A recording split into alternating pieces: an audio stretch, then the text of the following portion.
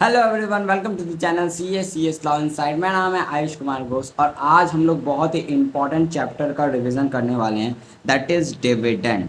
ये तुम्हारा चैप्टर 8 है, चाहे तुम कंपनीज एक्ट से देखो या सी ए इंटर के मॉड्यूल से देखो, तो ये तुम्हारा चैप्टर 8 है।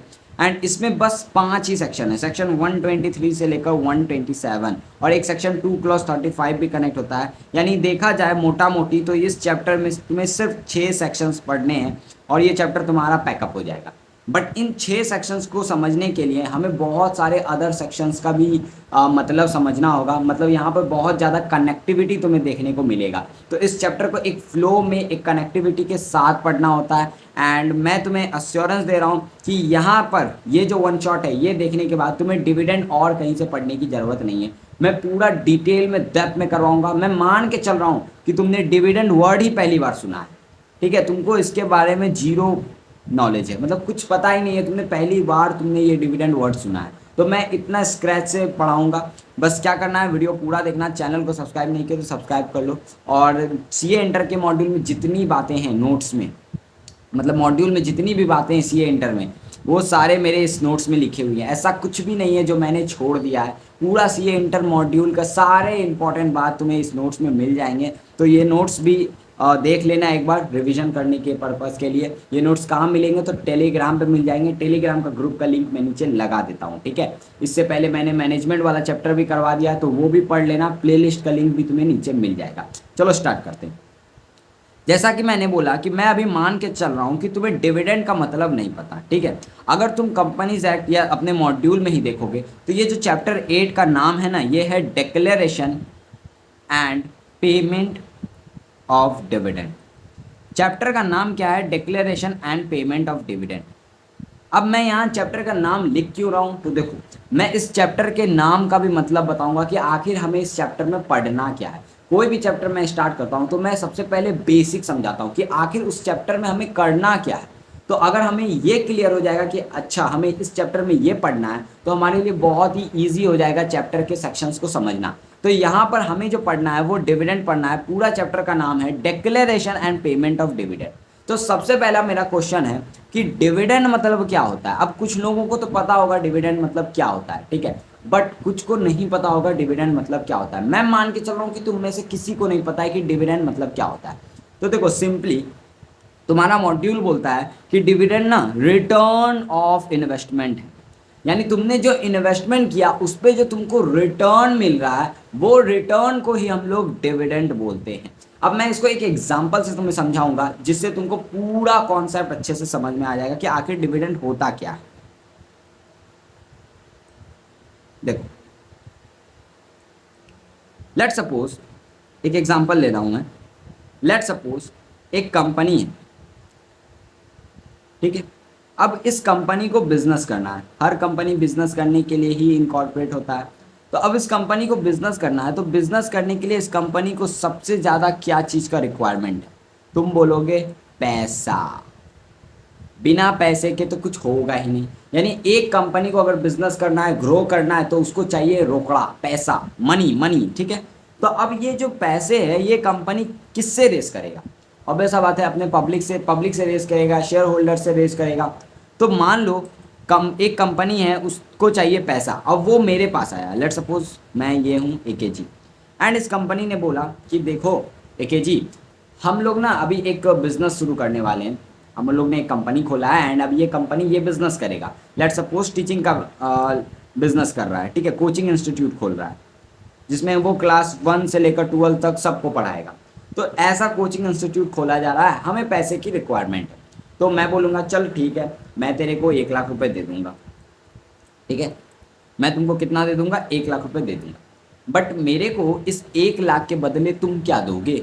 मतलब मैं तुम्हारे कंपनी में इन्वेस्ट कर रहा हूँ, मैं तुम्हें 1 लाख रुपए दे रहा हूँ, उसके बदले मेरे को क्या मिलेगा? तो कंपनी ने बोला कि देखो, तुम मेरे को 1 लाख रुपए दोगे, ये तुम्हारा इन्वेस्टमेंट होगा कंपनी में, बदले में हम तुम्हें शेयर्स देंगे और तुम कंपनी के शेयर होल्डर बन जाओगे। और शेयर होल्डर कंपनी के ऑनर होते हैं, तो तुम एक तरह से कंपनी के ऑनर बन जाओगे, ठीक है। मैंने बोला चल ठीक है, मैं समझा कि मैंने 1 लाख रुपए लगाए, बदले में तुमने मेरे को शेयर्स दे दिए, मैं तुम्हारी कंपनी का ऑनर बन गया। बट फिर भी मेरे इस 1 लाख पर मेरे को रिटर्न क्या मिल रहा है, ये शेयर होल्डर ऑनर, ये तो बात की बात है, मेरे को रिटर्न बताओ, इस 1 लाख के बदले मेरे को कितना रिटर्न मिलेगा। तो कंपनी ने बोला देखो, कंपनी आपके पैसे का यूज करेगी। मैंने बोला ठीक है, यूज करेगी, यूज करके कंपनी बिजनेस करेगी। मैंने बोला हाँ। और अगर कंपनी ने बहुत अच्छा परफॉर्म किया तो कंपनी को होगा नेट प्रॉफिट, यानी प्रॉफिट आफ्टर टैक्स। कंपनी बहुत अच्छा नेट प्रॉफिट कमाएगी। लेट सपोज कंपनी 1000 करोड़ का नेट प्रॉफिट कमाई। तो मैंने बोला ठीक है, कंपनी ने 1000 करोड़ का नेट प्रॉफिट कमाया। तो जब कंपनी इतना ज़्यादा प्रॉफिट कमाएगी तो कंपनी क्या करेगी, इस प्रॉफिट का कुछ परसेंटेज अपने सारे शेयर होल्डर्स को, किसको, अपने सारे शेयर होल्डर्स को कैश बेनिफिट प्रोवाइड कर देगी।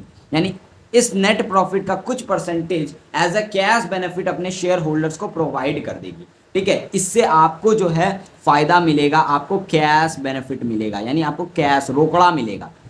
ठीक है, और इसी कैश बेनिफिट को नाम दे दिया गया है डिविडेंड। क्या नाम दे दिया गया है, डिविडेंड। अब समझ में आया डिविडेंड रिटर्न ऑन इन्वेस्टमेंट क्यों है।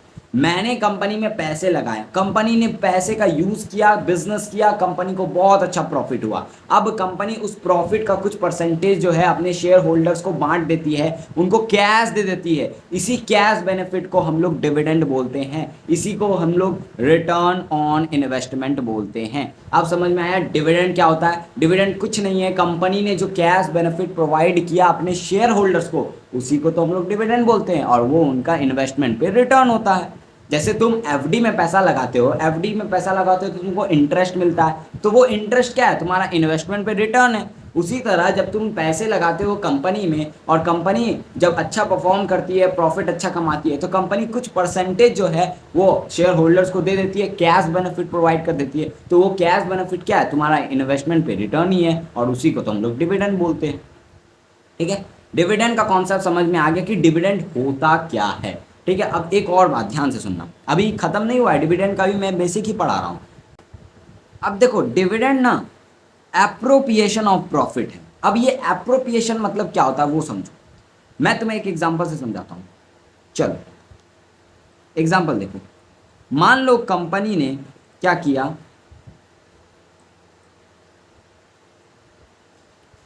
कंपनी को क्या चाहिए बिजनेस करने के लिए, पैसे। अब कंपनी पैसे जो रेज करेगा वो या तो एज अ लोन कर सकता है, या वो शेयर होल्डर से इन्वेस्टमेंट करवा सकता है। इन्वेस्टमेंट वाला एग्जांपल अभी मैंने दिया। लेट सपोज कंपनी मेरे पास आया और बोला आप शेयर लगाइए, हम बदले में आप पैसे लगाइए, हम बदले में आपको शेयर्स देंगे। उसी तरह कंपनी बैंक के पास जा सकता है और बैंक को बोल सकता है कि हमें लोन चाहिए, लोन के बदले आपको हम लोग इंटरेस्ट देंगे। ठीक है, तो अब कंपनी अगर लोन लेता है तो लोन के ऊपर इंटरेस्ट लगता है। क्या ये बात हमें पता है, बिल्कुल ये बात हमें पता है कि लोन के ऊपर इंटरेस्ट लगता है। अब इस इंटरेस्ट को पे करना कंपलसरी है। क्या है, कंपलसरी, यानी ये कंपनी के ऊपर बर्डन है। कंपनी को प्रॉफिट हो ना हो उससे कोई मतलब नहीं है, ये इंटरेस्ट तो कंपनी को देना ही देना है, ये तो कंपलसरी है। इस इंटरेस्ट के बिना आपका नेट प्रॉफिट ही नहीं निकलेगा, आपको पहले इंटरेस्ट तो पे करना ही है हर साल। ठीक है, लेकिन अगर कंपनी ने इन्वेस्टमेंट लिया है, यानी कोई शेयर होल्डर्स ने शेयर्स परचेस किए हैं और कंपनी को शेयर्स में पैसे दिए हैं, यानी जैसे मैंने अभी ऊपर में शेयर परचेस किए, ठीक है, और 1 लाख रुपए मैंने दिया, तो अब उस 1 लाख पर जो मेरे को डिविडेंड मिलेगा ना, ये डिविडेंड देना कंपलसरी नहीं है। समझो बात को, डिविडेंड देना ये कंपनी के ऊपर बर्डन नहीं है, कंपनी के डिस्क्रिशन पे है। कंपनी चाहे तो डिविडेंड देगी, कंपनी नहीं चाहे तो डिविडेंड नहीं देगी। चाहे कंपनी को प्रॉफिट हो ना हो उससे कोई मतलब नहीं है, कंपनी डिसाइड करेगी कि किस साल डिविडेंड देना है और किस साल डिविडेंड नहीं देना है। तो इसी को हम लोग बोलते हैं एप्रोप्रिएशन ऑफ प्रॉफिट। ठीक है, और इसको हम लोग बोलते हैं charge against profit. Interest charge होता है और डिविडेंड एप्रोप्रिएशन होता है, यानी कंपनी को डिविडेंड देना है तो कंपनी खुद डिसाइड करेगी, कंपनी के ऊपर कंप्लायंस नहीं है, कुछ बर्डन नहीं है कि कंपनी को हर साल डिविडेंड देना ही देना है। ठीक है, तो ये बात हमें समझ में आ गई कि डिविडेंड देना कंपलसरी नहीं है। अब देखो ये जो प्रॉफिट आफ्टर टैक्स आता है ना, ये इसमें इंटरेस्ट वगैरह सब माइनस होने के बाद आता है ये। अब ये जो प्रॉफिट आफ्टर टैक्स है, इससे कंपनी क्या करती है, डिविडेंड देती है अपने शेयर होल्डर्स को। बट जैसा मैंने बोला कि डिविडेंड देना एप्रोप्रिएशन है, यानी कंपनी चाहे तो डिविडेंड नहीं दे सकती है। अब मान लो कंपनी डिविडेंड नहीं देती है, तो उस सिचुएशन में इस पैट का कंपनी क्या करेगी, तो इस पैट का कंपनी क्या करती है, या तो वो रिजर्व में ट्रांसफर कर लेती है, या उसको अपने बैलेंस शीट में एक्यूमुलेटेड प्रॉफिट जैसा शो करती है, जिससे कंपनी आगे फ्यूचर में जो है इसका यूज कर सके। तो कंपनी के पास दोनों ऑप्शन है, या तो कंपनी डिविडेंड दे दे, या कंपनी रिजर्व में ट्रांसफर कर दे, या एक्यूमुलेटेड प्रॉफिट जैसा शो करे। यानी कंपनी इन तीनों में से कोई भी ऑप्शन ऑप्ट कर सकती है, या फिर तीनों कर सकती है, थोड़ा इसमें ट्रांसफर कर दे, थोड़ा इसमें दे दे, थोड़ा इसमें दे दे। आगे मैं एक एग्जांपल भी दिखाऊंगा विथ वैल्यू कि कैसे कंपनी ये काम करती है। बट यहाँ पर तुम्हारा डिविडेंड का बेसिक तुम्हें समझ में आ गया कि डिविडेंड होता क्या है, रिटर्न ऑन इन्वेस्टमेंट है, और ये जो है एप्रोप्रिएशन है, यानी डिविडेंड देना कंपनी के लिए कंपलसरी कुछ नहीं है। ठीक है, कंपनी के डिस्क्रिशन पे है कि डिविडेंड देना है या नहीं देना है। अब बेस समझ में आ गया। अब मैं थोड़ा सा बता देता हूँ कि डिविडेंड दिया कैसे जाता है। तो देखो प्रोसेस में बता रहा हूँ। सबसे पहले बोर्ड्स ऑफ डायरेक्टर वो डिसाइड करते हैं कि डिविडेंड दें या नहीं दें। ठीक है, उन्होंने डिसाइड किया चलो कि इस साल हम डिविडेंड देंगे, तो वो जो है ना एक सर्टेन परसेंटेज कि इतना परसेंटेज हम डिविडेंड देना चाहते हैं, इस चीज़ को रिकमेंड करेंगे बोर्ड रिपोर्ट में। बोर्ड रिपोर्ट का सेक्शन तुम आगे पढ़ोगे अकाउंट्स वाले चैप्टर में, मैं यहाँ कनेक्ट नहीं कर रहा हूँ। ठीक है, तो बोर्ड ऑफ डायरेक्टर जो है डिसाइड करेंगे कि देना है या नहीं देना है, और अगर उन्होंने डिसाइड किया कि हाँ देना है तो वो BR पास करेंगे, बोर्ड रिजोल्यूशन, और उसके बाद इसका रिकमेंडेशन जो है बोर्ड रिपोर्ट में देंगे। फिर कंपनी जो है अपना एनुअल जनरल मीटिंग बुलाएगा। इस एनुअल जनरल मीटिंग में जो शेयर होल्डर्स हैं वो फिर OR पास करके डिसाइड करेंगे कि कंपनी को डिविडेंड मिलना है या नहीं मिलना है। ठीक है, अगर यहाँ पर शेयर होल्डर्स ने OR पास कर दिया तो कंपनी जो है डिविडेंड देगी, अगर OR पास नहीं होता है तो कंपनी डिविडेंड नहीं देगी। यानी सबसे पहले रिकमेंडेशन बोर्ड्स ऑफ डायरेक्टर देंगे, उसके बाद शेयर होल्डर्स उसको अप्रूव करेंगे। यानी यहाँ पर तुम समझ सकते हो कि शेयर होल्डर खुद को ही डिविडेंड देने के लिए अप्रूवल दे रहे हैं, यानी डिविडेंड उनको मिलना है, और वो उन्हीं का डिसीजन भी होगा OR पास करके कि उनको डिविडेंड मिले। ठीक है, जैसे ही मान लो शेयर होल्डर्स ने OR पास कर दिया और डिविडेंड डिक्लेयर कर दिया, तो अब ये डिविडेंड डिक्लेयर कर दिया। अब डिक्लेयर होने के बाद ये कंपनी के ऊपर बर्डन है, कंपनी के ऊपर ये कंपलसरी है कि कंपनी को पे करना होगा। क्यों? क्योंकि डिविडेंड जैसे ही डिक्लेयर होता है ये कंपनी के ऊपर डेप्ट बन जाता है। तो समझ में आया यहाँ पर, यानी डिविडेंड देना कंपलसरी नहीं है, बट एक बार अगर डिविडेंड अप्रूव हो जाता है शेयर होल्डर्स के द्वारा OR पास करके एनुअल जनरल मीटिंग में, तो फिर डिविडेंड डिक्लेयर होने के बाद ये देना कंपलसरी है, क्योंकि ये कंपनी के ऊपर डेप्ट बन जाता है। यहाँ पर तुम्हें अच्छे से समझ में आ रहा है? ठीक है, यहाँ तक कोई दिक्कत है ही नहीं। अब आ जाते हैं नोट्स पे। एंड पता है तुमने चैप्टर का मतलब समझ लिया। चैप्टर का नाम है declaration and payment of dividend. अभी मैंने तुम्हें बताया कि डिविडेंड देना कंपलसरी नहीं है, लेकिन डिविडेंड को डिक्लेयर कैसे करेंगे वो प्रोसेस भी मैंने बताया, और अगर डिक्लेयर कर देंगे तो वो देना कंपलसरी होगा। तो अब हम लोग उसका पेमेंट कैसे करेंगे वो समझेंगे। यानी इस चैप्टर में हमें बस दो चीज़ समझना है कि डिविडेंड डिक्लेयर कैसे होगा, ठीक है, जो अभी मैंने तुम्हें क्रक्स में समझा दिया, और फिर उसका पेमेंट कैसे होगा। अब पूरा चैप्टर इसी के आसपास रिवॉल्व करेगा। तुमने पूरा चैप्टर का बेस जो है समझ लिया है। अब मैं जब सेक्शंस पढ़ाऊंगा ना तुम आराम से सब चीज़ कनेक्ट कर पाओगे। ठीक है, चलो आगे बढ़ते हैं। अब देखो डिविडेंड ना डिक्लेयर होता है जनरल मीटिंग में OR पास करके। अब मैंने यहाँ पे वर्ड जनरल मीटिंग यूज़ किया है। जनरल मीटिंग का मतलब होता है AGM और EGM, ठीक है, बट CA इंटर वालों ध्यान से सुनना, ये EGM जो है ना तुम काट दो, इसको कट कर दो, क्योंकि तुम्हारे मॉड्यूल में सीधा सीधा लिखा हुआ है कि जो डिविडेंड है वो सिर्फ एनुअल जनरल मीटिंग में ही डिक्लेयर किया जाएगा, ठीक है, OR पास करके।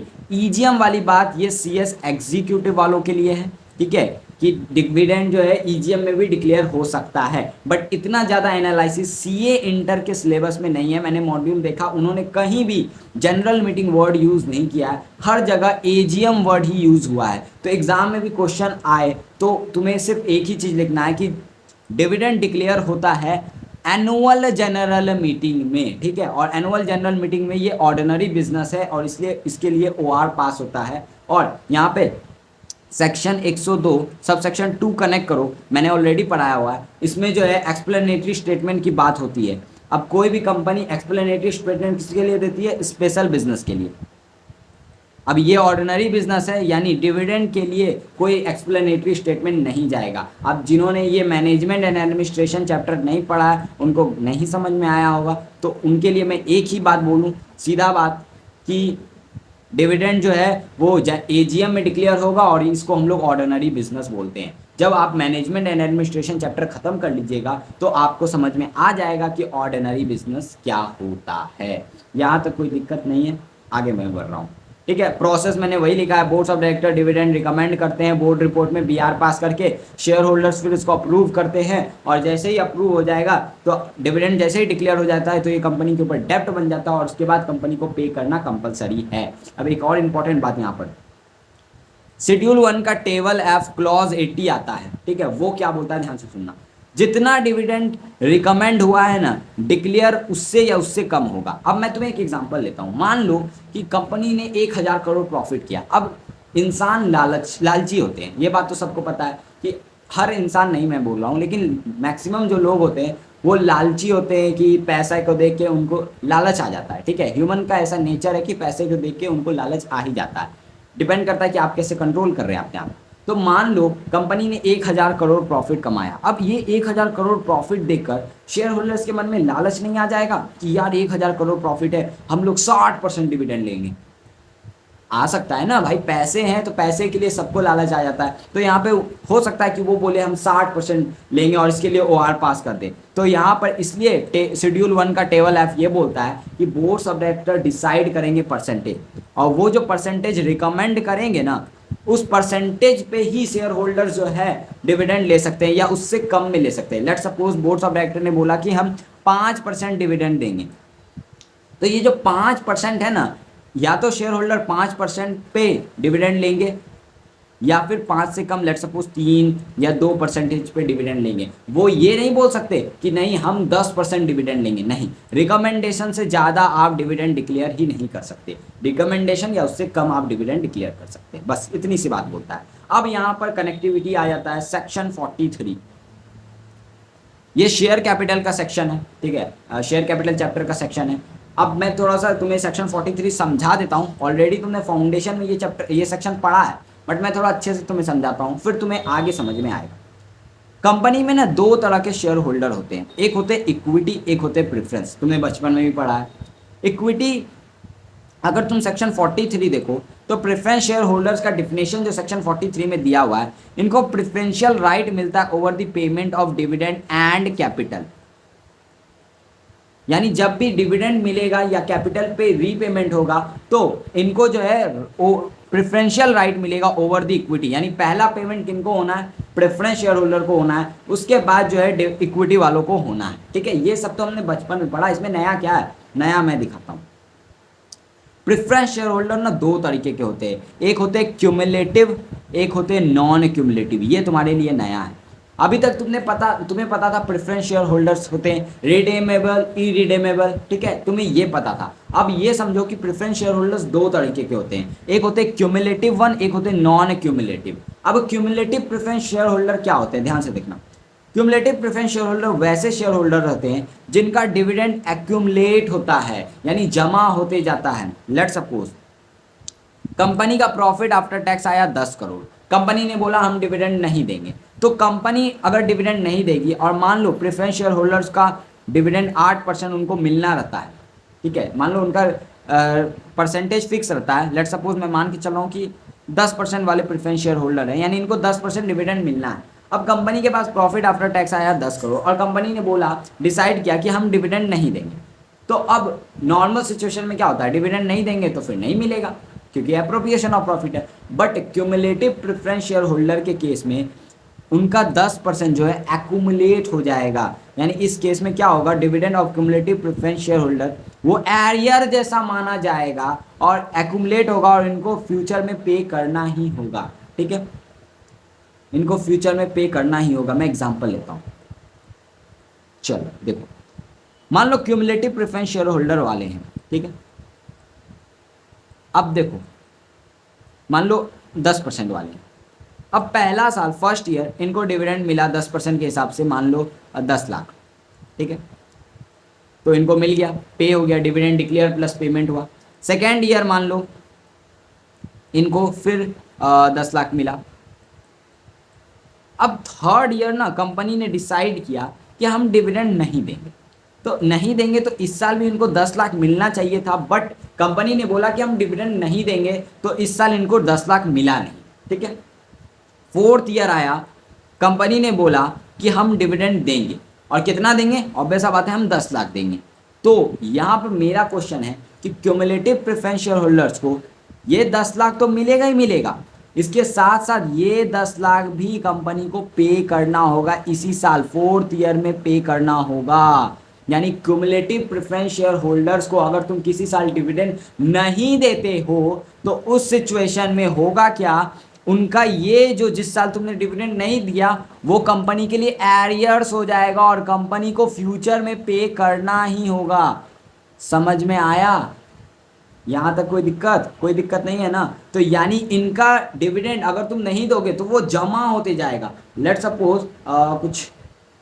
लेट सपोज ये एक डब्बा है प्रेफरेंस शेयर होल्डर का, इनको पहले साल का डिविडेंड मिला, ठीक है, दूसरे साल का डिविडेंड मिला, अब मान लो तीसरे साल का डिविडेंड नहीं मिला, तब भी उनके डब्बे में ही ये जमा होगा। चौथे साल का डिविडेंड नहीं मिला, डब्बे में जमा होगा। जिस दिन इनको फिर डिविडेंड मिलेगा उस दिन उनको पहले पिछले साल का डिविडेंड मिलेगा, उसके पिछले साल का डिविडेंड मिलेगा, जितने भी एरियर्स हुए हैं कंपनी को पे करने होंगे उसके बाद ही। तो यहाँ पे क्यूमुलेटिव प्रेफरेंस शेयर होल्डर में याद रखना, भले ही डिविडेंड डिक्लेयर करना कंपलसरी नहीं है, बट अगर आप क्यूमुलेटिव प्रेफरेंस शेयर होल्डर्स को डिविडेंड नहीं दोगे तो फिर उनका डिविडेंड एरियर हो जाएगा, एट द एंड कंपनी को तो पे करना ही होगा। वहीं एक और तरह का होता है प्रेफरेंस शेयर होल्डर, वो होता है नॉन क्यूमुलेटिव। अब ये नाम से पता चल रहा है कि इनका कोई डिविडेंड जमा नहीं होगा, यानी इनका कोई एरियर नहीं होना है। इस केस में होगा क्या, जो राइट टू रिसीव डिविडेंड है ऑफ सच ईयर लैप्स्ड, यानी जिस साल डिविडेंड नहीं मिला तो उस साल को भूल जाओ। अगर यहाँ पे नॉन क्यूमुलेटिव वाला रहता कोई,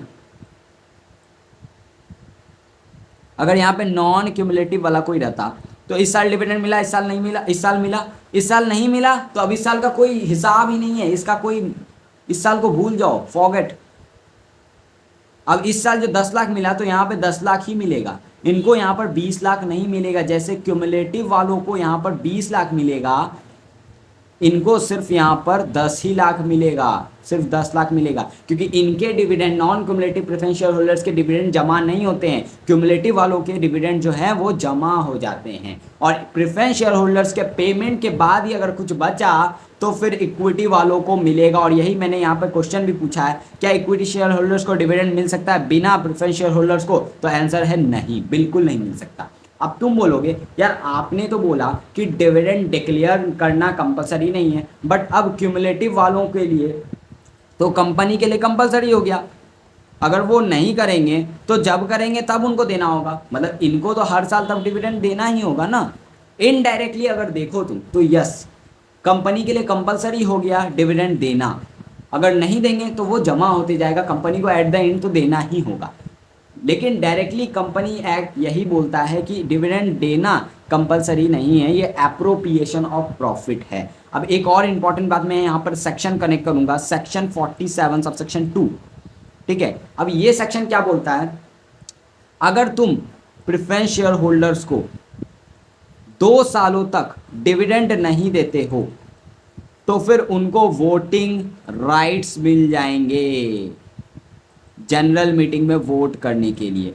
तुम्हें पता है इक्विटी वालों के पास वोटिंग राइट्स होता है, प्रेफरेंस वालों के पास वोटिंग राइट्स नहीं होता है। बट सेक्शन 47 सबसेक्शन 2 मैं जब शेयर कैपिटल पढ़ाऊंगा तो उसमें बताऊंगा कि अगर प्रेफरेंस शेयर होल्डर्स को 2 सालों तक डिविडेंड नहीं मिलेगा तो उनको वोटिंग राइट्स मिल जाएंगे जनरल मीटिंग में, वो भी वोट कर सकते हैं। तो अब इस एग्जाम्पल में आओ, मान लो कंपनी ने यहाँ पर भी डिविडेंड नहीं डिक्लेयर किया, ठीक है, और 5th ईयर में जाकर कंपनी ने बोला कि हम डिविडेंड देंगे 10 लाख।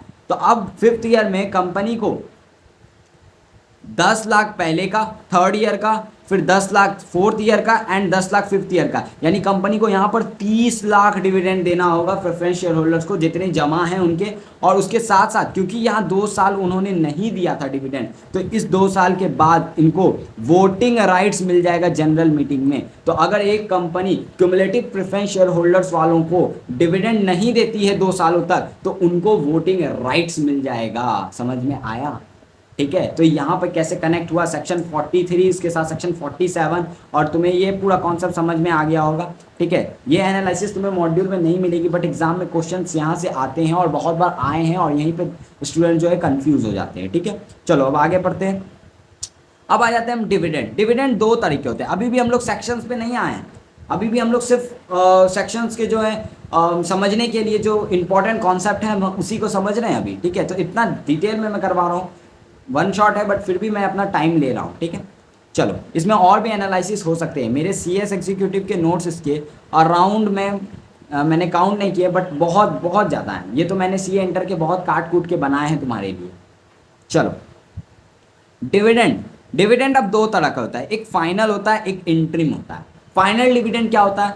जो जनरल AGM में, अब यहाँ जनरल मीटिंग मत लिखो, CA इंटर वालों तुम AGM लिखो डायरेक्ट। ये जनरल मीटिंग CS एग्जीक्यूटिव वालों के लिए, तुम्हारे लिए सीधा मॉड्यूल ने AGM वर्ड यूज़ किया है, तो तुम भी AGM यूज़ करना। एग्जाम में गलती मत करना ये नोट्स पढ़ने टाइम। ठीक है, यानी मैं नोट्स में ही जो है काट के लिख दूंगा यहाँ AGM।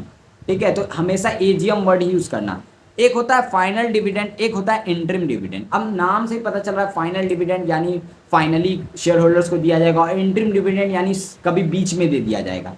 ठीक है, चलो यहाँ एक एग्जाम्पल है, उससे समझाता हूँ।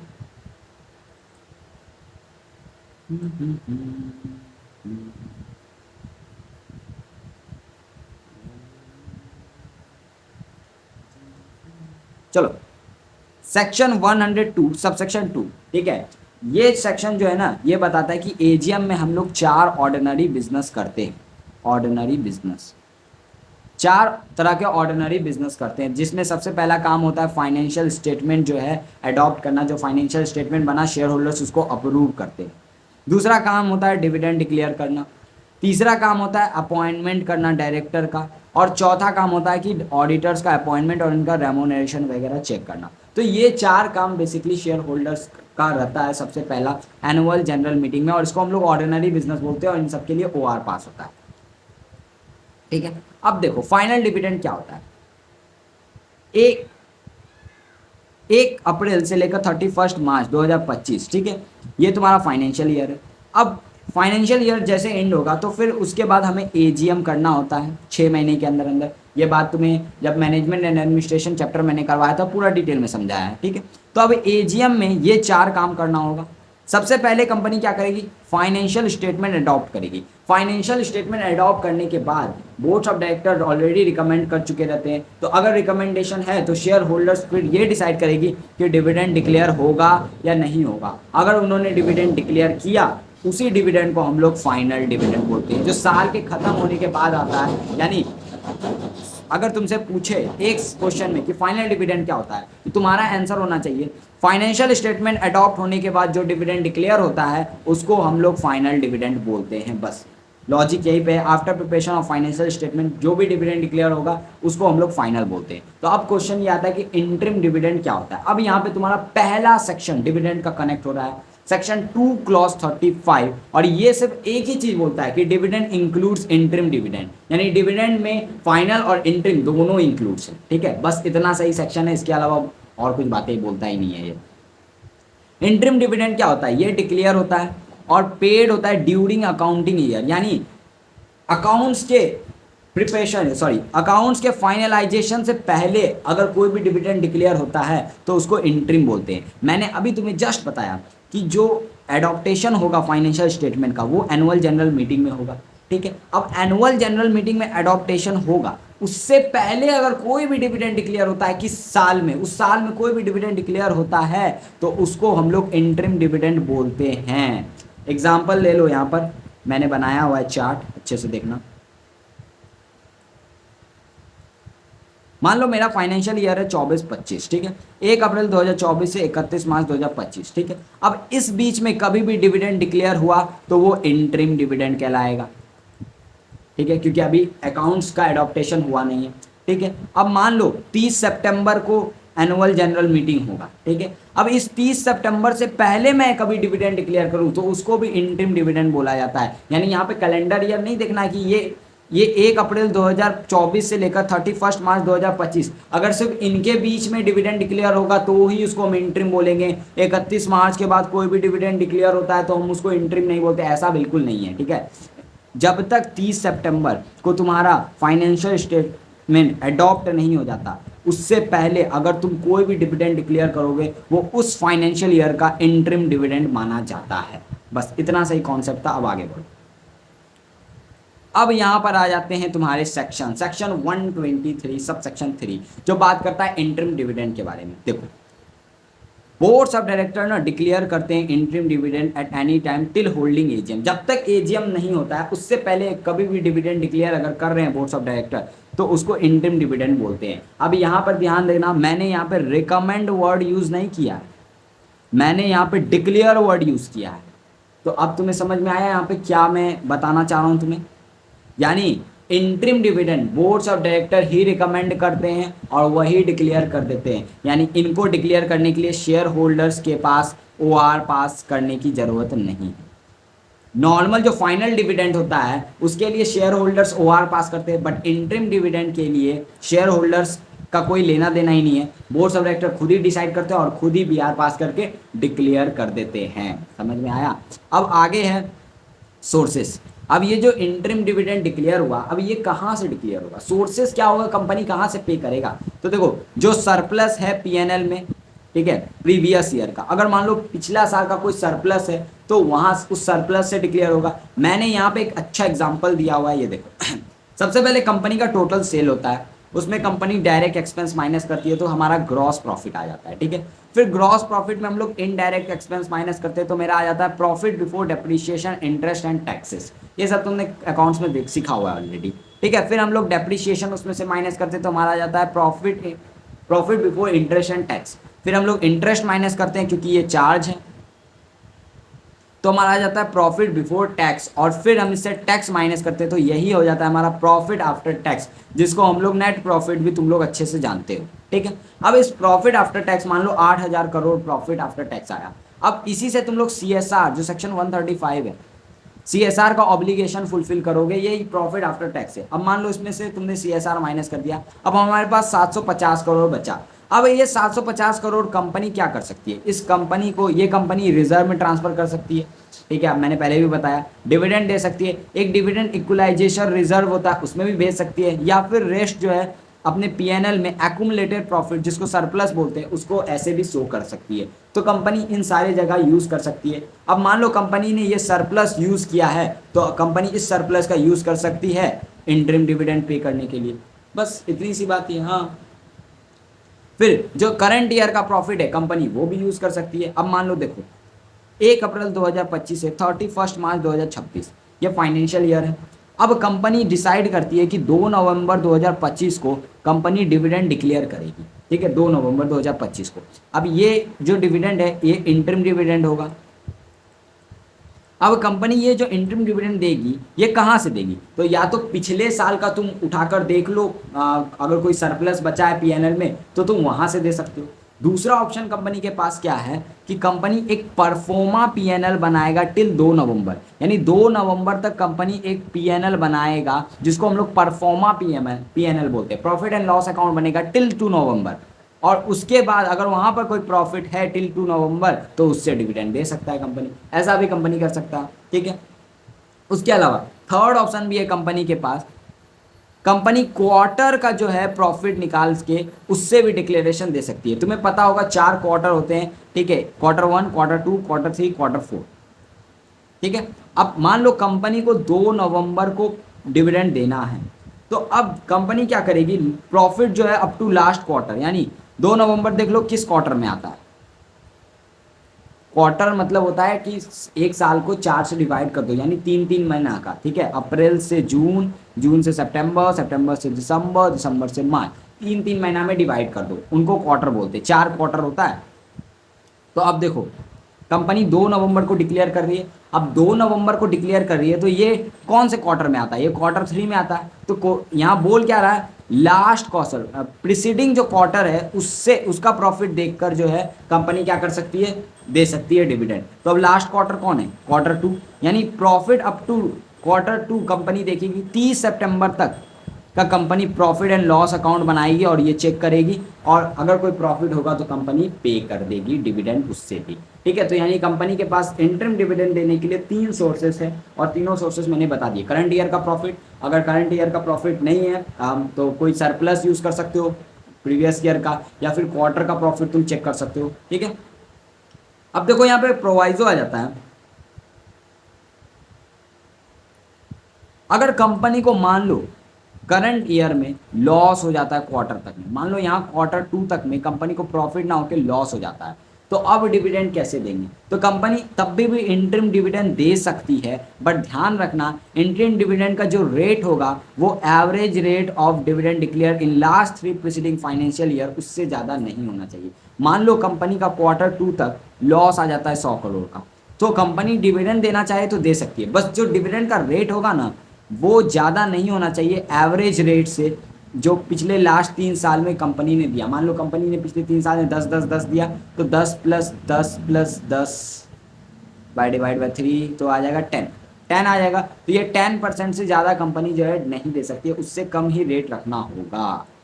सेक्शन 123 सबसेक्शन 3 तुम्हारा खत्म हो गया। सबसेक्शन 4 क्या बोलता है, ध्यान से देखना, इसको अभी यहीं रहने दो, इसको आगे भी मैंने लिखा है तो वहाँ मैं समझाऊंगा, अभी थोड़ा रहने दो। अब थोड़ा नोट्स देख लो। इंटरिम डिविडेंड जो है अनाउंस और अप्रूव कौन करेगा, बोर्ड ऑफ डायरेक्टर करेगा। इंटरिम डिविडेंड रिवोक किया जा सकता है consent of all share holders, यानी पहले बोर्ड ऑफ डायरेक्टर ने अप्रूवल दे दिया कि हम इंटरिम डिविडेंड पे करेंगे, फिर बाद में कंपनी बोल रहा है यार छोड़ देते हैं, तो फिर क्या कंपनी रिवोक कर सकती है, क्योंकि एक बार डिक्लेयर हो जाए तो वो तो डेप्ट हो जाता है। तो हाँ कंपनी रिवोक कर सकती है, बस उसके लिए सारे शेयर होल्डर्स का कंसेंट चाहिए। बट ध्यान रखना फाइनल डिविडेंड रिवोक नहीं हो सकता, फाइनल डिविडेंड रिवोक नहीं होगा। एक बार डिक्लेयर तो फिर वो डेप्ट है, पैसा दो चुपचाप से। क्वेश्चन ये आता है क्या इंटरिम डिविडेंड को भी हम लोग डेप्ट डिक्लेयर करते हैं, मतलब जैसे ही इंटरिम डिविडेंड डिक्लेयर हो गया तो उसको भी क्या हम लोग डेप्ट मानेंगे। द आंसर इज यस, उसको भी डेप्ट मानेंगे। तुम्हारा मॉड्यूल यही बोलता है। हालांकि एनसीईआरटी में बहुत सारे केसेस हुए हैं जिसमें यस और नो दोनों माना गया। कभी कभी एनसीईआरटी ने उनको बोला कि हम इसे डेप्ट मानेंगे, कुछ केसेस में उन्होंने बोला कि हम इसे डेप्ट नहीं मानेंगे, बट मॉड्यूल तुम्हारा बोलता है कि ये भी डेप्ट है, क्योंकि interim dividend includes interim dividend, section 2 clause 35 याद करो, तो इसलिए उनको भी इन्होंने डेप्ट मान लिया। उसके बाद ये तुम्हारे लिए नहीं है, इनको काट दो, सीए वालों इनको काट दो। ये सीएस एग्जीक्यूटिव वालों के लिए कि बोर्ड रिजोल्यूशन पास कैसे होगा, सेक्शन 172 लग जाएगा यहाँ पर, 172 173, तो वो सब तुम्हें यहाँ पढ़ने की जरूरत नहीं है।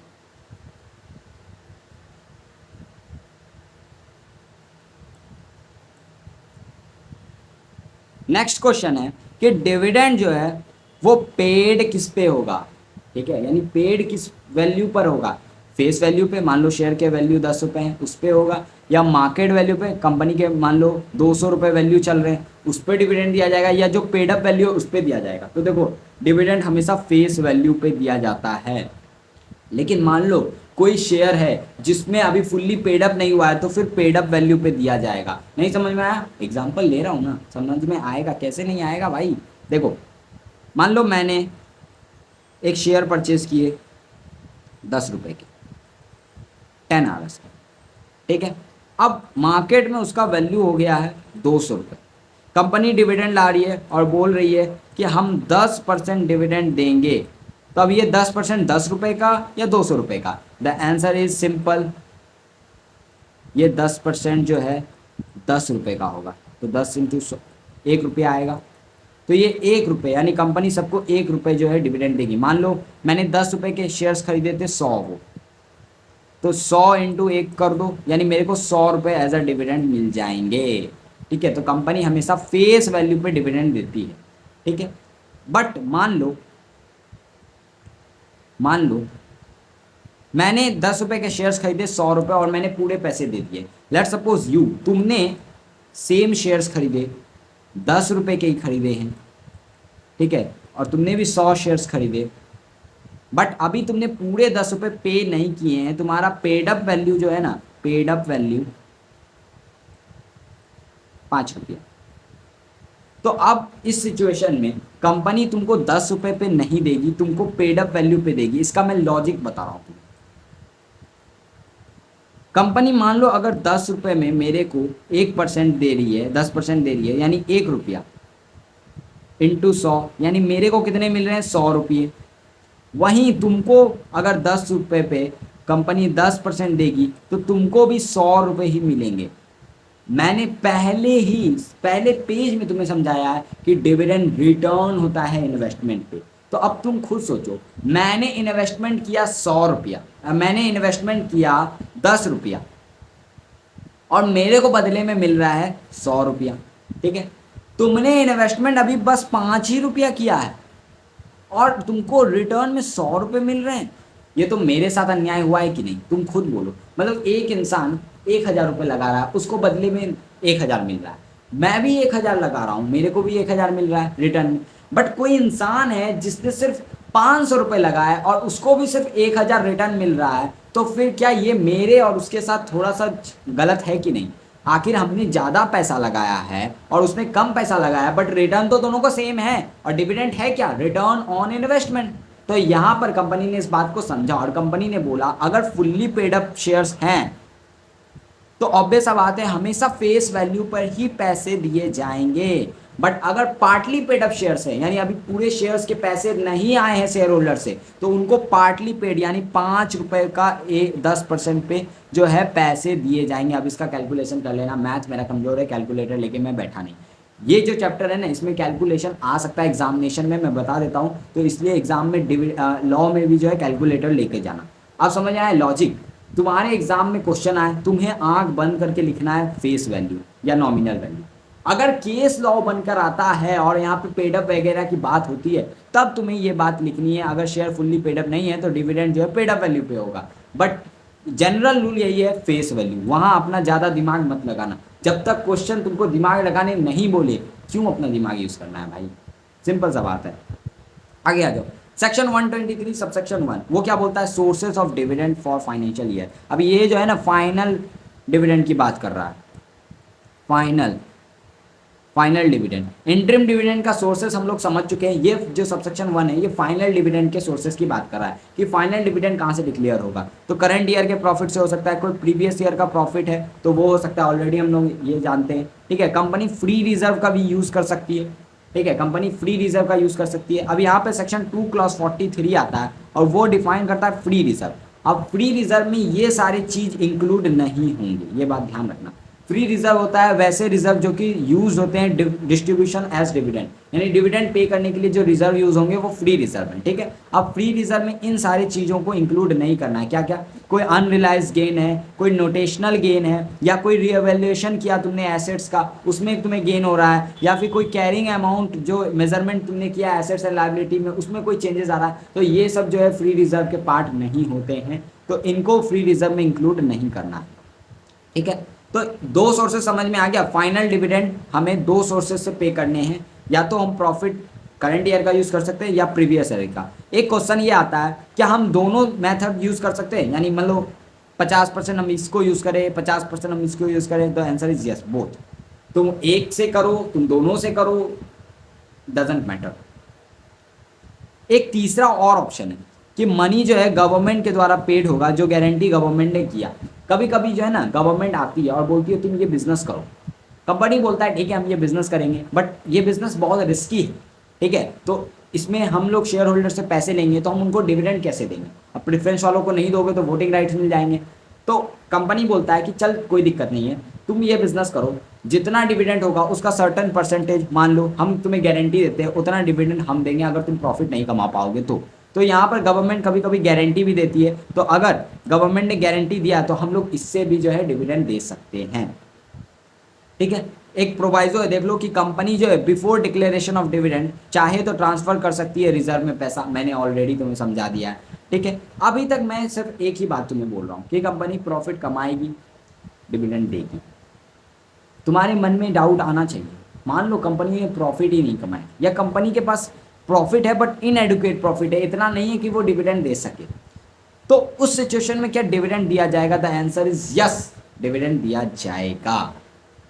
ठीक है, ये बात ध्यान से समझ लो कि प्रॉफिट होगा तो डिविडेंड देना है, अगर प्रॉफिट नहीं भी है या इनएडुकेट प्रॉफिट है तब भी आप चाहें तो डिविडेंड दे सकते हैं, बट उसके लिए कुछ कंडीशन सेटिस्फाई करने होंगे, और वो कंडीशन क्या होंगे वो अभी मैं तुम्हें बताऊंगा, फिर तुम्हें समझ में आ जाएगा कि अगर प्रॉफिट नहीं होगा किसी कंपनी में तो डिविडेंड कैसे देना है। चलो आ जाओ, ठीक है।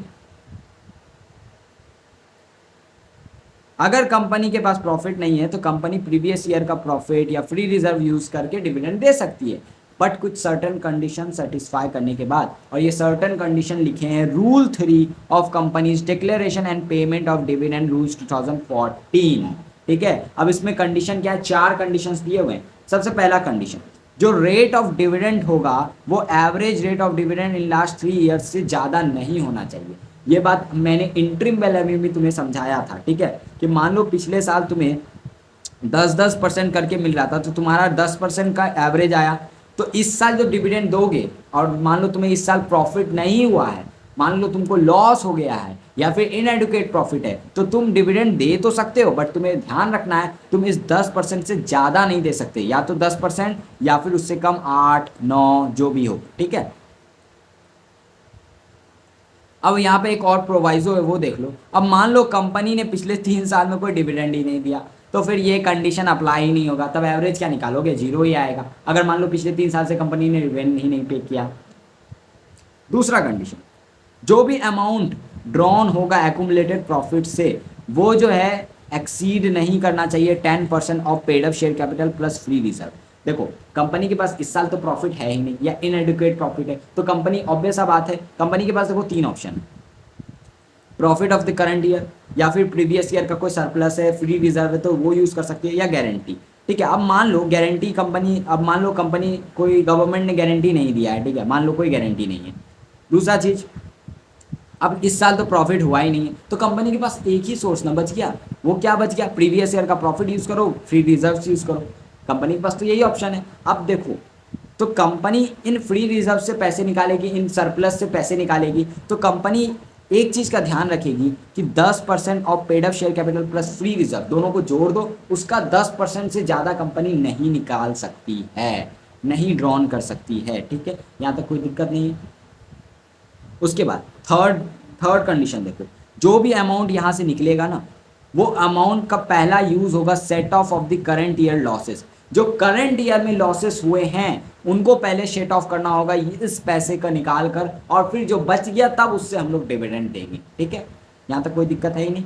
तो देखो ऑर्डर मैंने लिखा हुआ है, सबसे पहले अमाउंट ड्रॉन होगा फ्री रिजर्व से, फिर हम लोग करंट ईयर के जो भी लॉसेस हैं उनको सेट ऑफ करेंगे, और फिर हम लोग डिविडेंड देंगे, पहले प्रेफरेंस वालों को, कुछ बचा तो फिर इक्विटी वालों को। ये पूरा ऑर्डर है।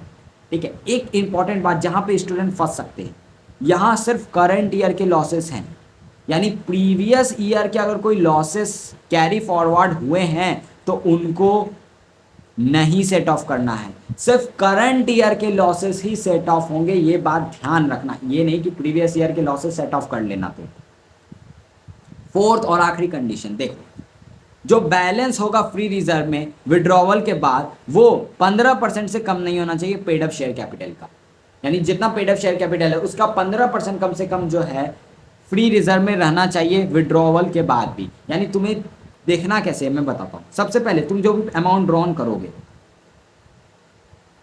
ठीक है, तो पहले तुम देखोगे कि जो भी ड्रॉन कर रहे हो तुम वो 10% से ज़्यादा ना हो paid up share capital plus free reserve का। ठीक है, दूसरा, उसके बाद तुम देखोगे जितना अमाउंट ड्रॉन हुआ, ड्रॉन होने के बाद क्या फ्री रिजर्व में 15% of paid up share capital है कि नहीं, अगर है तब कोई दिक्कत नहीं है। फिर उसके बाद तुम देखोगे कि सेट ऑफ करो, उसके बाद जो बच गया फिर तुम जो है रेट डिसाइड करोगे, और वो रेट जो है एवरेज रेट से कम है या नहीं, इस तरह तुम चेक कर सकते हो। एंड इस पे ही तुम्हारे क्वेश्चन आ सकते हैं कैलकुलेशन वाले, और इसलिए मैं बोल रहा हूँ कि इसको लेकर जाना। इस पे मैं प्रैक्टिकल क्वेश्चंस करवाऊंगा। मैं सीरीज ला रहा हूँ क्वेश्चन प्रैक्टिस का, तो वहाँ मैं पूरा क्वेश्चन करवाऊंगा। पहले मैं मैनेजमेंट एडमिनिस्ट्रेशन का करवाऊंगा, उसके बाद इसका करवाऊंगा। इन दोनों चैप्टर को मैंने करवा दिया तो मैं इन दोनों को कंबाइन करके तुम्हें पढ़ाऊंगा, ठीक है। तो टेंशन लेने की जरूरत नहीं है। अब देखो रूल 3 जो है ना, गवर्नमेंट कंपनी पर अप्लाई नहीं होता जो जिसको 100% पेड अप शेयर कैपिटल जिसका सीजी या एसजी होल्ड कर रहा है। एक और ध्यान से देखना, कोई भी डिविडेंड जो है डिक्लेयर नहीं हो सकता reserve other than free reserve. Free reserve के अलावा जैसे कोई कैपिटल रिजर्व है तो उसका यूज नहीं कर सकते तुम, सिर्फ फ्री रिजर्व। फ्री रिजर्व में क्या क्या आता है, जनरल रिजर्व, पीएनआर, ये वगैरह सब आ जाते हैं, ठीक है। चलो, कंपनी डिविडेंड डिक्लेयर नहीं कर सकता है। कब नहीं कर सकता है? जब तक कि प्रीवियस ईयर के जो लॉसेस और डेप्रिसिएशन है वो सेट ऑफ नहीं हो जाते अगेंस्ट करंट ईयर। अब ये है कंफ्यूजन का सबसे बड़ा पॉइंट। यहाँ पे बोला गया है कि डिविडेंड डिक्लेयर ही नहीं कर सकते जब तक जो प्रीवियस ईयर के लॉसेस हैं, डेप्रिसिएशन है, उनको तुम सेट ऑफ ना कर दो करंट ईयर के प्रॉफिट से। अभी जस्ट मैंने 5 मिनट पहले बोला कि जो भी अमाउंट ड्रॉन होगा उससे तुम्हें पहले करंट ईयर के लॉसेस सेट ऑफ करने होंगे, बाद में तुम प्रीवियस ईयर के लॉसेस सेट ऑफ करोगे। मैंने ये बोला। अब यहाँ पे कंफ्यूजन है कि यार कभी आप बोल रहे हो इस ईयर के, कभी आप बोल रहे हो प्रीवियस ईयर के, तो यहाँ पे कोई कंफ्यूजन वाली बात ही नहीं है। यहाँ एक चीज़ देखो, करंट ईयर प्रॉफिट, यानी यहाँ पर कंपनी के पास प्रॉफिट है नहीं है ये बात ही नहीं बोला गया। यानी अगर कंपनी को करंट ईयर में प्रॉफिट हुआ है तब कंपनी उस प्रॉफिट का यूज करके प्रीवियस ईयर के losses and depreciation set of करेगी, ठीक है। अगर करंट ईयर में प्रॉफिट नहीं हुआ तो रूल 3 लग जाएगा, और रूल 3 में जो तुम अमाउंट ड्रॉन कर रहे हो वो अमाउंट ड्रॉन करके तुम उसका यूज करोगे करंट ईयर के लॉसेस को सेट ऑफ करने में। यानी वो जो ड्रॉन अमाउंट है वो प्रीवियस ईयर के लिए यूज नहीं करना है, और ये करंट ईयर का प्रॉफिट तुम यूज कर रहे हो प्रीवियस ईयर के सेट ऑफ के लिए। समझ में आया? यहाँ पे कंफ्यूज मत हो जाना, ठीक है।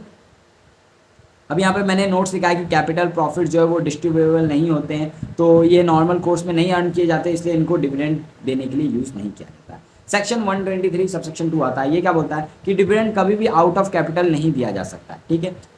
इसलिए जो है हमेशा ऐसे डेप्रीशिएशन तुमको माइनस करना होगा। मैंने अभी ऊपर जो एग्जाम्पल तुम्हें दिया ये देखो, आ गया।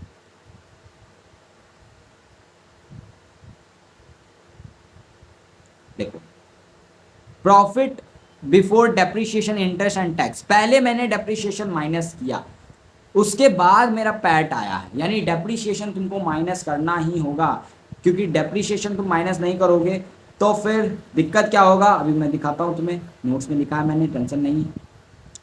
जाओ जाओ जाओ जाओ, हाँ देखो, डेप्रिसिएशन नोटेशनल एस्टिमेट कॉस्ट होता है जो एसेट्स का रिडक्शन कर देता है। मैं डायरेक्टली अगर तुम्हें लॉजिक बताऊं, अगर तुम डेप्रिसिएशन डिडक्ट नहीं करते हो तो कंपनी डिविडेंड डिक्लेयर ही नहीं कर सकता। क्यों नहीं कर सकता? अगर डेप्रिसिएशन डिडक्ट ही नहीं होगा तो जो एसेट्स का वैल्यू है वो ओवर स्टेटेड होगा।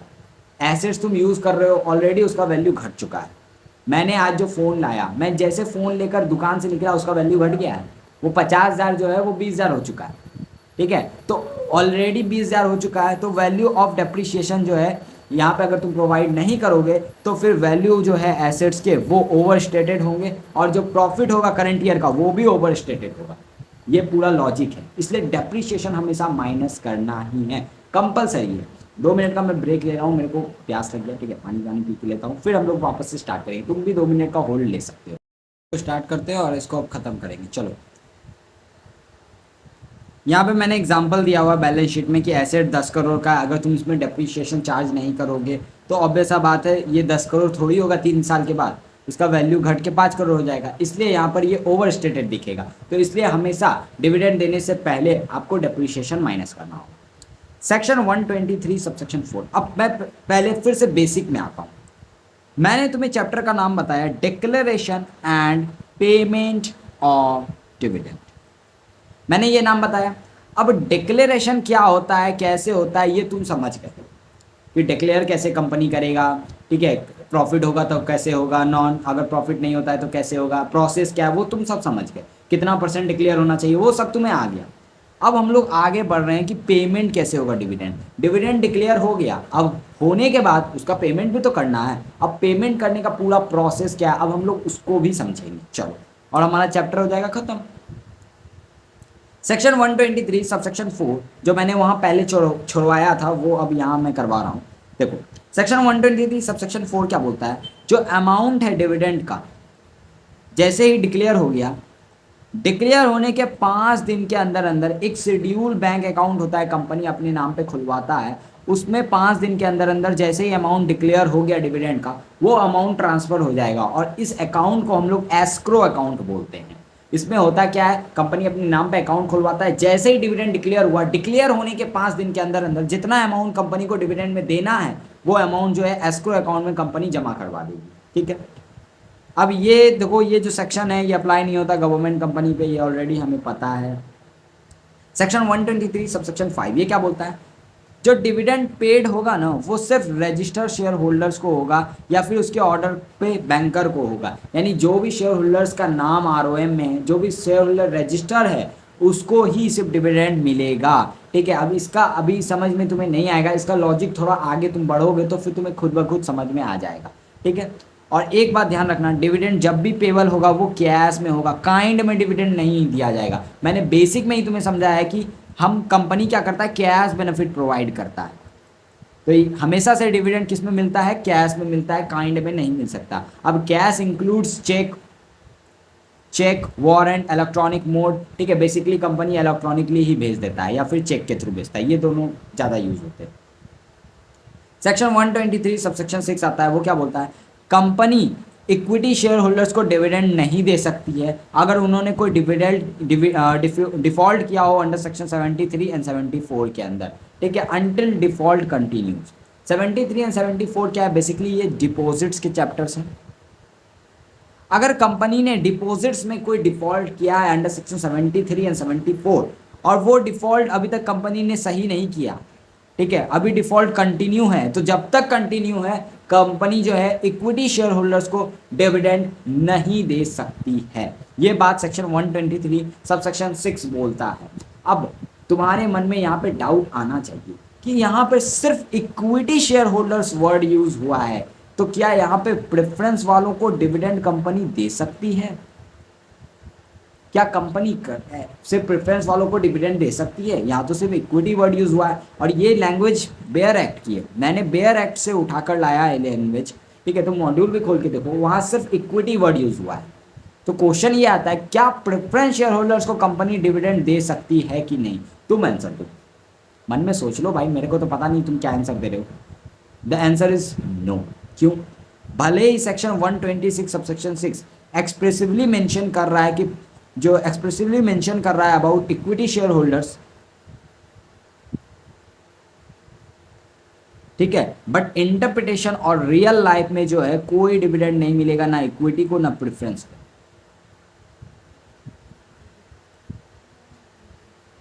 समझ में आ गया? चलो अब हम लोग आ जाते हैं सेक्शन 123 खत्म हो जाता है,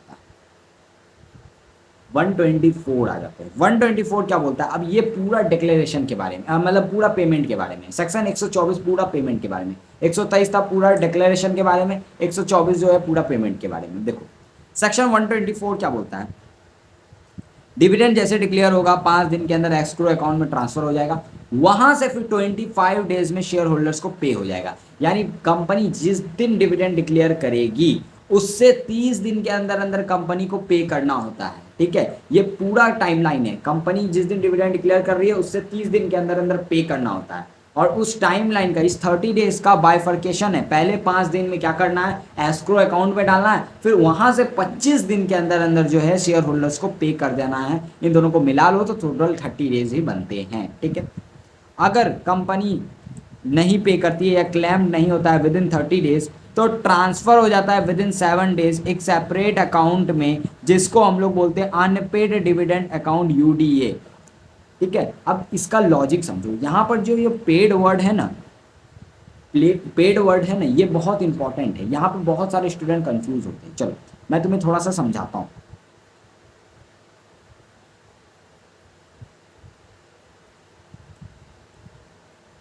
मान लो कंपनी ने एजीएम किया, एजीएम करके फाइनल डिविडेंड डिक्लेयर किया। क्या किया? डिक्लेयर, फाइनल डिविडेंड डिक्लेयर किया। अब डिक्लेयर करने से 5 दिन के अंदर अंदर कंपनी क्या करेगा, एस्क्रो अकाउंट में पैसा ट्रांसफर कर देगा। यहां से 25 दिन के अंदर अंदर वो शेयर होल्डर्स को पे कर देगा। पे कैसे करेगा? चेक के थ्रू, वारंट के थ्रू, या फिर इलेक्ट्रॉनिक। ठीक है, इन 3 तरीके से कर सकता है। अब मान लो सिचुएशन 1, एक शेयर होल्डर है, उसको पता है कि डिविडेंड डिक्लेयर हो रहा है। ठीक है, उसने अपना ईमेल, फ़ोन नंबर, या फिर तुम बोल सकते हो बैंक अकाउंट, सब अप टू डेट करके रखा हुआ है। बैंक अकाउंट सब अप टू डेट है, तो कंपनी इनको डायरेक्टली पे कर देगी। एड्रेस वगैरह सब कुछ दिया है, जैसे भी कंपनी को देना है तो कंपनी इनको डायरेक्टली पे कर देगी। ठीक है, अब मान लो कुछ ऐसे शेयर होल्डर होंगे जिन्होंने शेयर्स खरीद लिए, लेकिन उनको अता पता ही नहीं है कि भाई क्या हो रहा है कंपनी में। बस उन्होंने बोला शेयर्स खरीदने, तो उन्होंने शेयर्स खरीद लिए, उनको डिविडेंड वगैरह उनको कुछ पता ही नहीं है। तो वैसे शेयर होल्डर्स का कोई भी चीज़ अप टू डेट नहीं है, अपडेट नहीं है, तो उस सिचुएशन में कंपनी उनको पे करेगी तो कहाँ करेगी? कंपनी पे ही नहीं कर सकती। अब जो कंपनी के पास डिटेल है, उनके एड्रेस वगैरह जो भी है या फिर फ़ोन नंबर है, अब कंपनी उस पर भी कोशिश कर रही है रीच करने का, तो वो भी जो है अब वैलिड नहीं बता रहे, तो उस सिचुएशन में कंपनी पे ही नहीं कर सकती। अब इसमें कंपनी की गलती नहीं, इसमें गलती किसकी? शेयर होल्डर्स की गलती। आप सोए हुए हैं, ठीक है, तो कंपनी फिर बोलता है कि चलो हम पे नहीं कर रहे, हम पे नहीं कर पा रहे, कोई भी शेयर होल्डर्स हमारे पास आकर क्लेम कर सकता है अपने शेयर, अपने जो डिविडेंड है। शेयर होल्डर को मान लो पता चला कि डिविडेंड मिला और हमें तो नहीं मिला। मान लो मैंने एक शेयर परचेस किया, उस पर डिविडेंड डिक्लेयर हुआ, सबको डिविडेंड मिला, मेरे को नहीं मिला। बाद में मेरे को पता चला कि डिविडेंड मिला है, तो मैं कंपनी में जाके बोलूँगा यार मेरे डिविडेंड कहाँ है, तो मैं जाकर क्लेम भी कर सकता हूँ। अब मान लो ना कोई क्लेम करने आ रहा है, ना कंपनी को पता चल रहा है कि कौन है शेयर होल्डर, ना कंपनी पे कर पा रहा है, तो उस सिचुएशन में कंपनी क्या करेगी? अगर 30 दिन तक पे नहीं होता है या क्लेम नहीं हो पाता है, तो उस 30 दिन के बाद कंपनी 7 दिन के अंदर अंदर ये जो पैसा है ना, जो भी अनक्लेम्ड पैसा है, अनक्लेम्ड पैसा, वो एक सेपरेट अकाउंट में ट्रांसफर कर देगी, जिसको यूडीए बोलते हैं, अनपेड डिविडेंड अकाउंट। यानी ये कंपनी का ही अकाउंट है। कंपनी ने 2 बैंक अकाउंट खुलवाए हैं, एक एस्क्रो अकाउंट जिसमें 5 दिन में पैसा ट्रांसफर होता है डिविडेंड से जाने के लिए, और जाने के बाद अगर वो पैसा वहाँ से नहीं जाता है तो फिर वो वहाँ से यूडीए में ट्रांसफ़र हो जाता है। अब लोग कंफ्यूज हो जाते हैं कि यहाँ पर पेड वर्ड लिखा हुआ है, यानी कंपनी ने ही पे नहीं किया। अरे कंपनी अगर पे नहीं करेगा तो कंपनी पे डिफ़ॉल्ट, कंपनी ने डिफ़ॉल्ट कर दिया तो कंपनी को यहाँ पर कंपनसेशन देना पड़ जाएगा। आगे तुम लोग पढ़ोगे कि अगर कंपनी पैसा पे नहीं करता है तो कंपनी को कंपनसेशन देना पड़ेगा।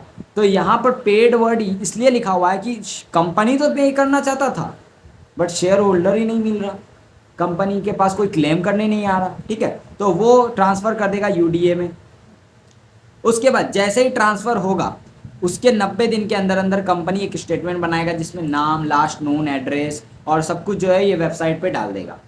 उसके अलावा थर्ड सबसेक्शन देखो, कंपनी जो है अगर ट्रांसफ़र नहीं करता है 7 दिन के अंदर अंदर, किस में, जो अमाउंट ट्रांसफ़र करना था यूडीए में, और अगर कंपनी जो है 7 दिन के अंदर अंदर ट्रांसफ़र नहीं करता तो कंपनी पे इंटरेस्ट लगना लग जाएगा 12%। जितना अमाउंट कंपनी ने ट्रांसफ़र नहीं किया उस पर 12% इंटरेस्ट लग जाएगा, और ये इंटरेस्ट का बेनिफिट भी शेयर होल्डर्स को ही मिलेगा। ठीक है, जो शेयर होल्डर्स का अभी तक अमाउंट पेड नहीं हुआ उनको मिलेगा सिर्फ।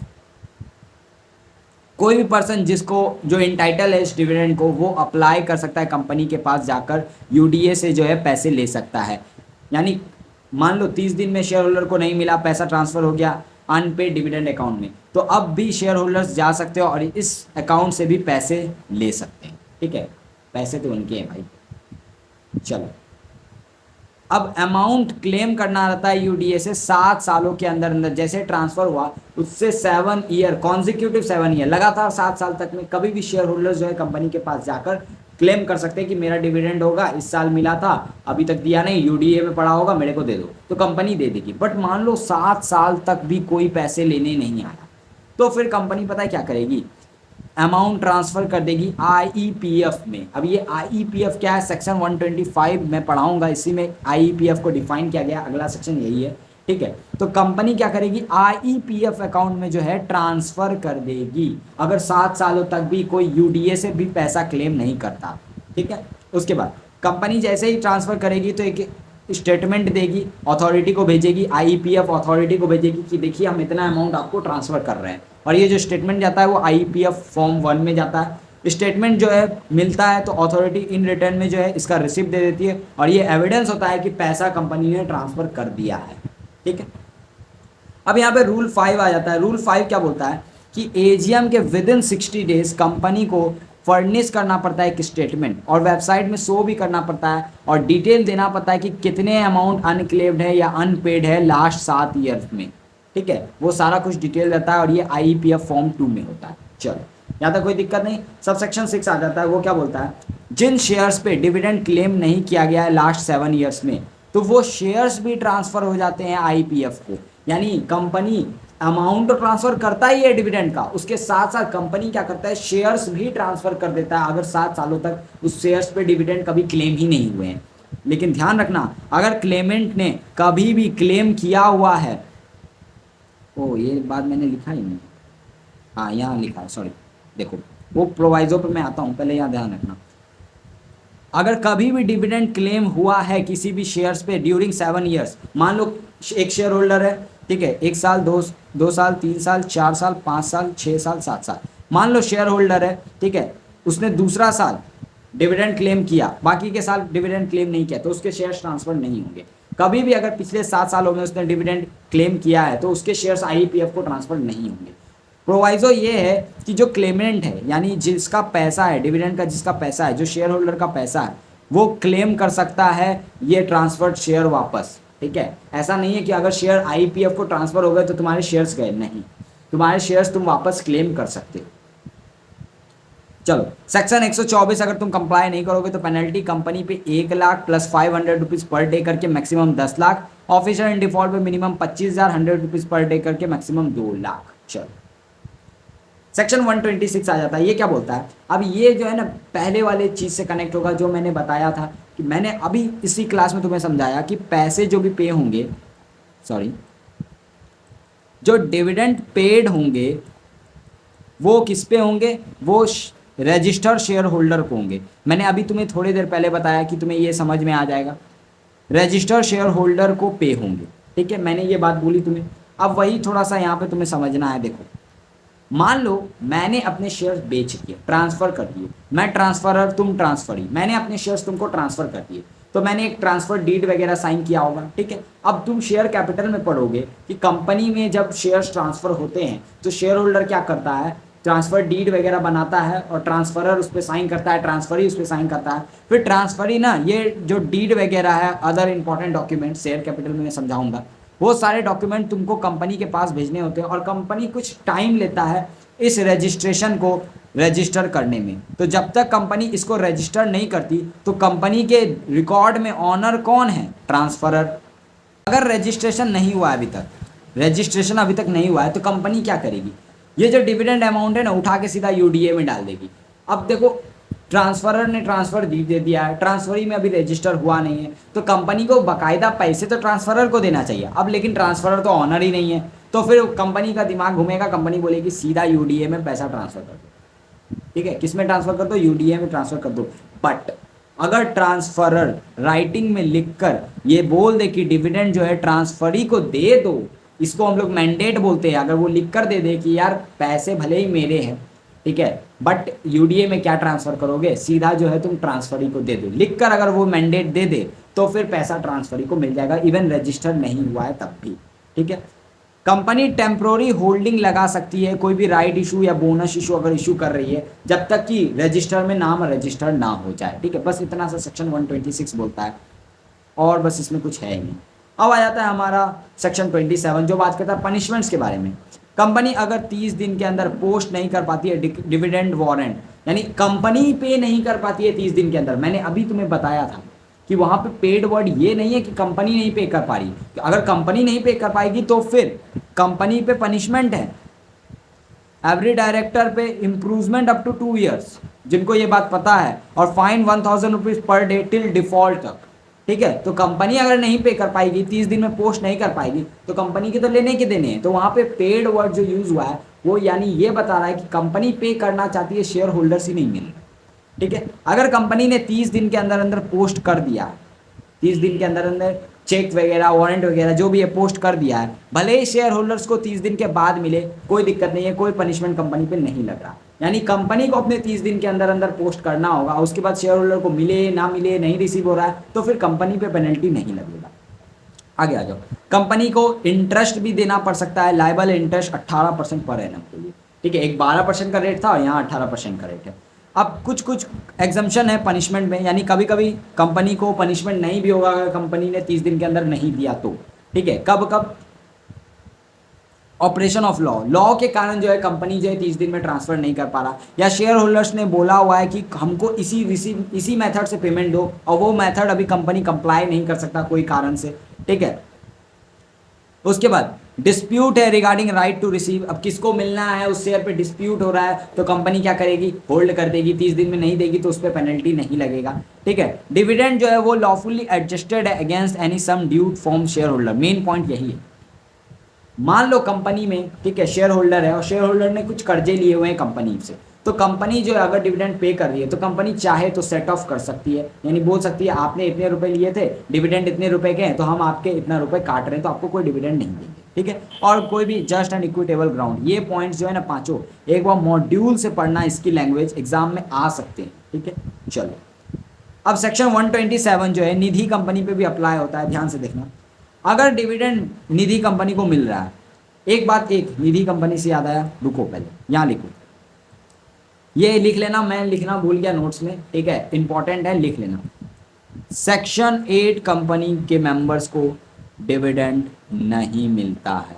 फाउंडेशन में भी तुमने पढ़ा, section 8 company non profit organisation होते हैं, ये डिविडेंड डिक्लेयर नहीं कर सकते। ये बात लिख लो, कहीं कॉपी में लिख लो, भूल जाओगे। ठीक है, चलो अब देखो सेक्शन 127 अप्लीकेबिलिटी क्या है निधि कंपनी पे। देखो, अगर मान लो निधि कंपनी के मेंबर्स के लिए डिविडेंड डिक्लेयर हुआ है और मेंबर्स को जो डिविडेंड मिल रहा है वो 100 रुपये या लेस है, यानी डिविडेंड का रुपीज जो है वो 100 रुपये या लेस है मेंबर पे, तो फिर इस सिचुएशन में एक लोकल न्यूज़पेपर में अनाउंस कर देगा निधि कंपनी कि डिविडेंड डिक्लेयर हुआ है और आप आकर जो है यहाँ आकर क्लेम कर सकते हैं। यानी जरूरी नहीं है कि 100 रुपये या उससे कम का अगर डिविडेंड है तो क्या इसमें कंपनी पोस्ट करेगा, तो कंपनी ये अनाउंसमेंट कर सकता है कि डिविडेंड डिक्लेयर हुआ है, इतना रुपया डिविडेंड है, आप आइए कंपनी के ऑफिस और अपना डिविडेंड ले जाइए। और ये जो है नोटिस बोर्ड में 3 महीने के लिए कम से कम शो होगा। ठीक है, यहाँ तक कोई दिक्कत है ही नहीं। तो हमारा ये लास्ट सेक्शन है, सेक्शन 125, दैट इज IEPF के बारे में अब हमें थोड़ा सा समझना है एंड हमारा चैप्टर पैकअप हो जाएगा। ठीक है, चलो देखो बस 2 ही पेज बचे, खत्म है चैप्टर।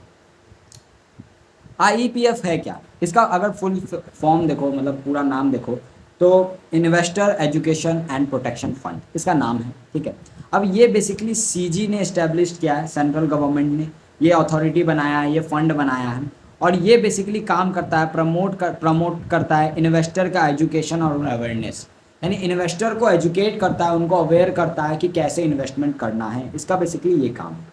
अब क्वेश्चन ये आता है सेक्शन 125 में कि IEPF अकाउंट में पैसे कहाँ कहाँ से आएंगे, यानी क्रेडिट कहाँ कहाँ से होगा अमाउंट। तो देखो यहाँ पे मैंने एक लिस्ट बनाया हुआ है, ये एग्जाम में आ सकता है, इसको याद करना होगा तुम्हें। मैंने याद करने का तरीका बनाया हुआ है, जैसे मैं याद करता था। देखो सबसे पहला पहला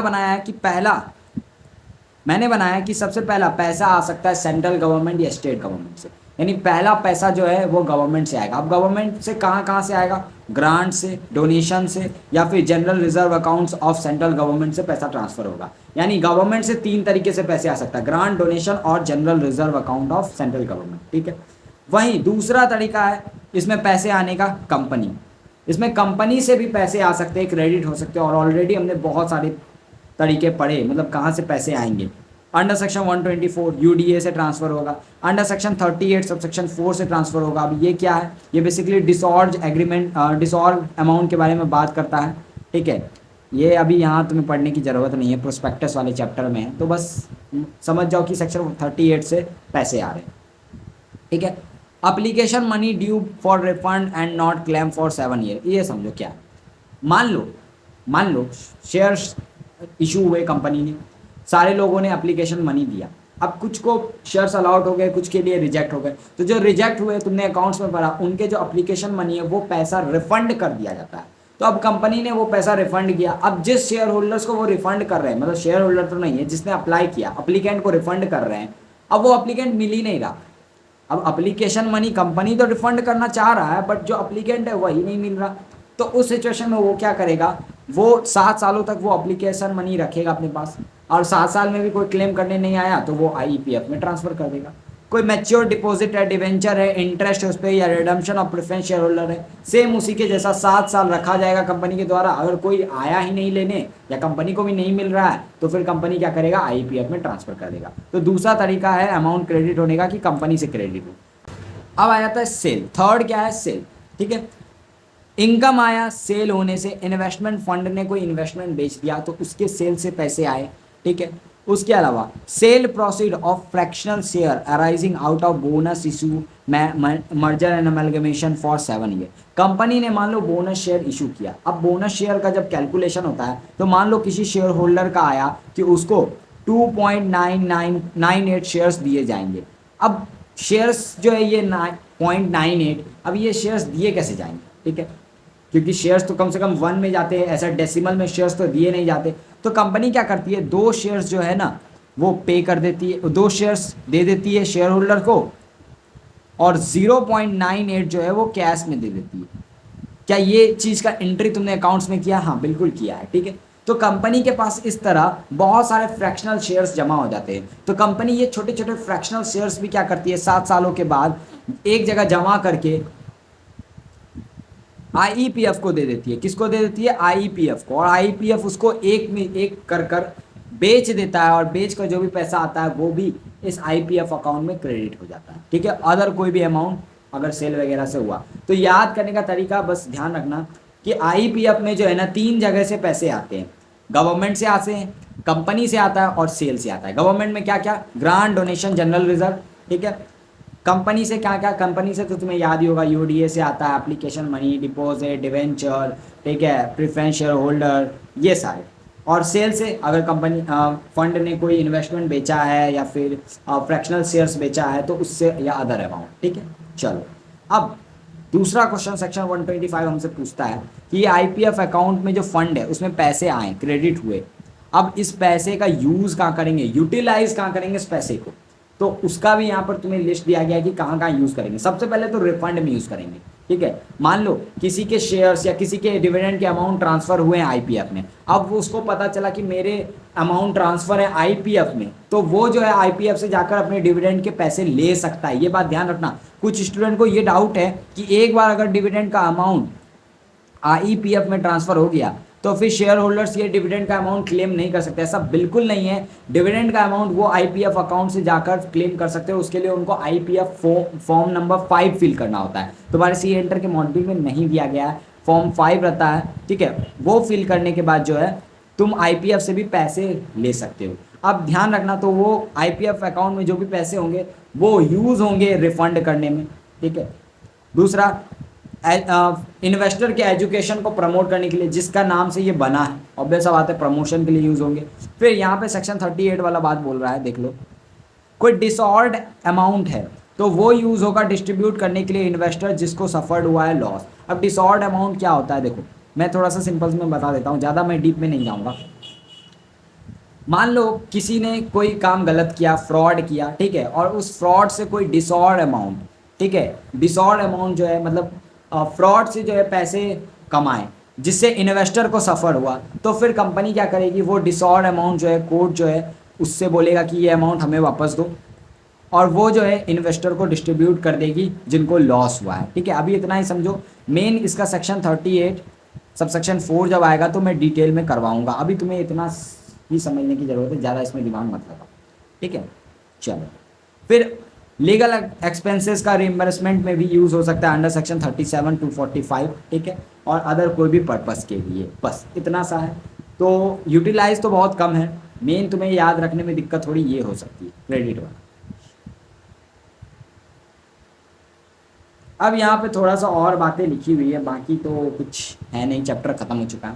बातें क्या लिखी हुई है देखो, आईपीएफ में कौन कौन से अथॉरिटी कॉन्स्टिट्यूट है, मतलब कितने लोग होंगे आईपीएफ में। तो देखो मैक्सिमम 7 लोग होंगे, जिसमें से एक चेयरपर्सन होगा और 6 अदर मेंबर होंगे। यानी जो आईपीएफ अथॉरिटी है उसमें कितने मेंबर होंगे, तो 7 मेंबर होंगे, एक चेयरपर्सन और एक 6 अदर मेंबर, और उसके साथ साथ 7 मेंबर प्लस एक सीईओ भी होगा, ठीक है। इस अथॉरिटी का एक सेपरेट अकाउंट मेंटेन होगा, ठीक है, और इस सेपरेट अकाउंट को ऑडिट भी करवाया जाएगा। और ऑडिट कौन करेगा, CAG, controller auditor general of India, ठीक है। ऑडिट रिपोर्ट जो है हर साल जो है वो सीजी को फॉरवर्ड भी किया जाएगा। और यहाँ मैंने लिख दिया है कि तुम आईपीएफ अकाउंट से अमाउंट क्लेम कर सकते हो, डिविडेंड का, डिपॉजिट का, जो भी। अगर तुम्हारा पैसा आईपीएफ में चला गया है, मैंने बताया शेयर्स तो तुम ले ही सकते हो, अगर तुम्हारा पैसा भी चला गया है तो तुम आईपीएफ 5 फॉर्म फाइल करोगे और तुमको तुम्हारा पैसा रिटर्न मिल जाएगा। इसी के साथ चैप्टर खत्म हो गया। चैप्टर थोड़ा मैंने ज़्यादा डिटेल में करवा दिया, इसलिए थोड़ा ज़्यादा टाइम मिल गया, लग गया, नहीं तो मैं चाहूँ तो इसको आधे घंटे में निपटा दूँ, ठीक है। बट अब तुमने इतने अच्छे से कर लिया तो अब तुम्हें और कहीं से पढ़ने की ज़रूरत नहीं है, ठीक है। इसके अब राइटिंग प्रैक्टिस वीडियोस लाएंगे, 2 चैप्टर मैंने करवा दिए, तो अब वो दोनों के राइटिंग प्रैक्टिस सेशंस में मैं लाऊंगा, ठीक है। तो मिलते हैं नेक्स्ट वीडियो में, तब तक के लिए tata bye bye, all the best and बस पढ़ते रहो।